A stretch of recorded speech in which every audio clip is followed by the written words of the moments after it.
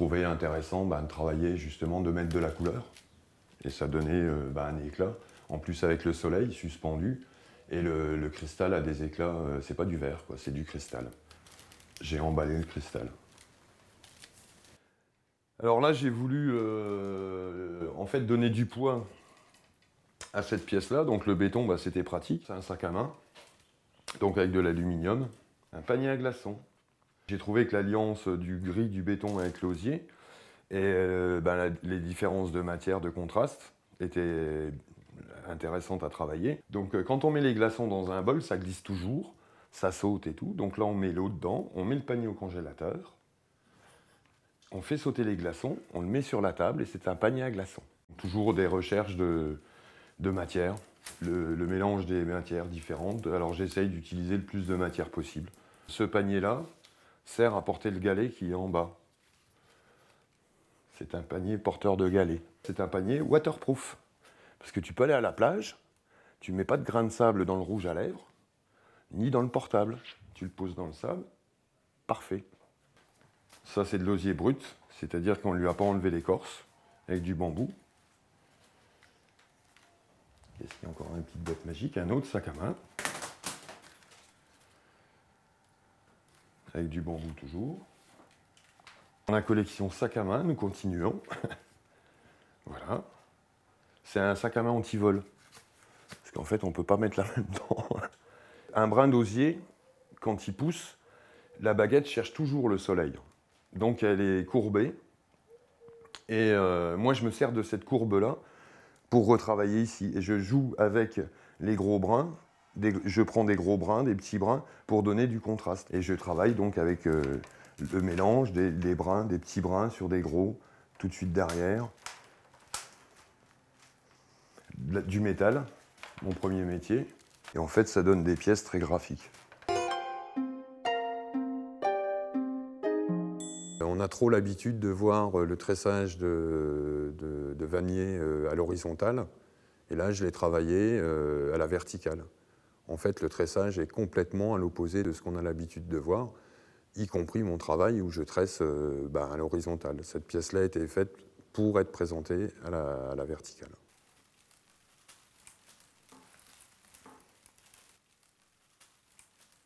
Cette pièce-là, elle représente les échanges entre ce que j'ai vécu au Maroc avec la coopérative des femmes vannières, donc l'Alpha, et puis l'osier, donc les deux contrastes des deux matières.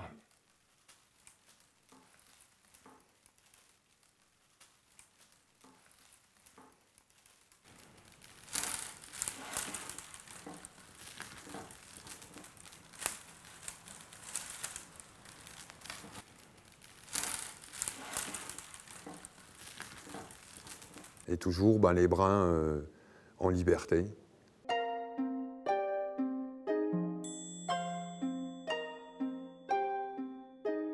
C'est la fenêtre qui a tout guidé.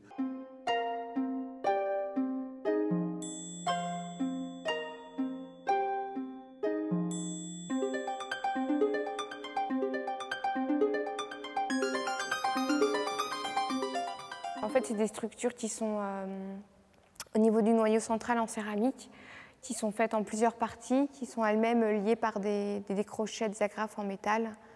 Et puis la coque en osier, elle vient s'accrocher par des crochets également qui sont sur la terre.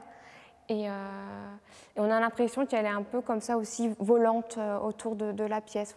Comme on ne les distingue pas trop, on a l'impression que vraiment ça fait partie de la pièce, mais en même temps c'est déjà un peu décollé. Il y a cette notion d'espace qui commence à se développer.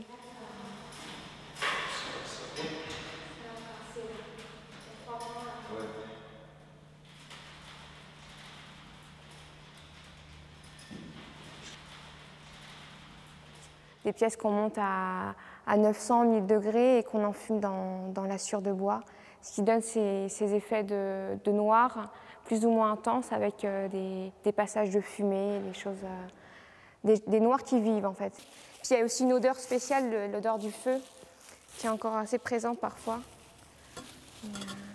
Ça sent un peu le charbon, donc par rapport à la forêt, à des odeurs qu'on connaît déjà mais qu'on a du mal à identifier à la terre en fait. La pièce qui est rigide à l'intérieur, qui va s'évader de sa cosse, comme un fruit mûr. Je pense que dans l'artisan d'art, de toute façon, il y a toujours la notion d'artiste. Et finalement, la création, qu'elle soit utilitaire ou pas, il faut qu'elle se fasse quand on en a envie. Elle doit se montrer. Alors après, les gens, s'ils peuvent s'en servir, bah, tant mieux. S'ils ne veulent pas, tant pis. Je fais des pièces utilitaires dont les gens ne se serviront pas. Et des pièces décoratives dont les gens vont peut-être plus se servir en fait. On est des artistes, ou on est des artisans artistes, ou des artistes avec un savoir-faire autre que la création.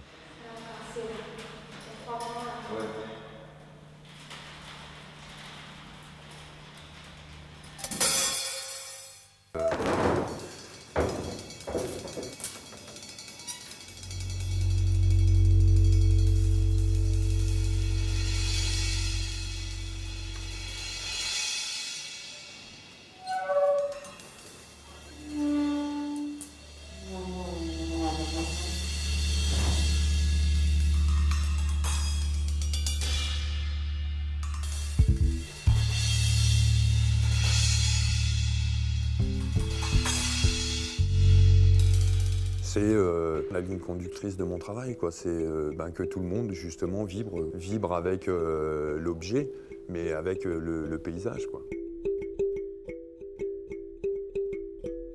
Dans mon travail, ce que j'aime bien, c'est laisser une part de rêve. Il n'y a rien d'imposé. Si on me propose d'exposer dans un parc, je tourne dans le parc, je cherche par rapport à mon travail où le visiteur sera le plus à l'aise pour pouvoir lire ce que j'ai voulu réaliser. Et donc dans les parcs, donc forcément, il y a des ombres créées par les arbres qui font vivre le travail toute la journée. Le matin, le travail va être complètement différent que le soir. La chaleur de la lumière sera complètement différente. Ce qui est très intéressant, c'est l'évolution de la lumière. Ce qu'ici, on a justement, grâce à cette fenêtre qui est là, et avec l'ensoleillement et plus tout le côté couleur qui vient de ce jardin de curé, avec les fleurs, avec tout ça, qui font que cette pièce vit absolument aussi avec la lumière. C'est pour ça qu'il n'y a pas d'éclairage artificiel dans ce lieu. En fait, la ferraille ne me parlait plus. Après 25 ans donc, de forge, il fallait que je change de matière. Et donc après, j'ai voulu faire de l'infographie parce que je trouvais que ça pouvait devenir un art intéressant. Mais il m'aurait manqué quand même la matière. Et c'est pour ça que j'ai choisi de faire l'école de vannerie en 98. C'était justement intéressant parce que, on va dire que pas rien, mais pas grand-chose était fait en vannerie. Il y avait 2-3 vanniers contemporains, mais c'est tout, quoi. Donc il y avait tout à faire. Et il reste encore plein de choses à faire. C'est une matière inexploitée au niveau de la création, quoi.